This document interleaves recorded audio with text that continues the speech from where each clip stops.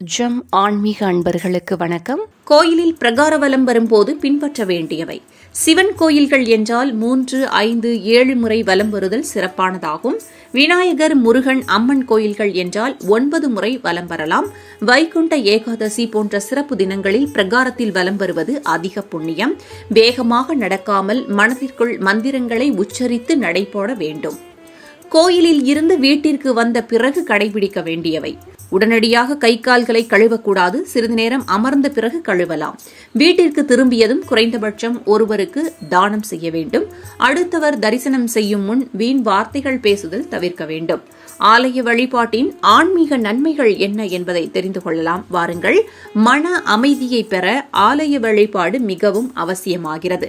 நம்முடைய நேர்மறை அலைவரிசையை அதிகரிக்கிறது. சோக மற்றும் மன அழுத்தத்தை குறைக்கிறது. நல்லதை என்னும் பழக்கத்தை ஏற்படுத்துகிறது. குணம், நற்கர்மம், கருணை ஆகியவை அதிகரிக்க இந்த ஆலய வழிபாடு வழிவகை செய்கிறது.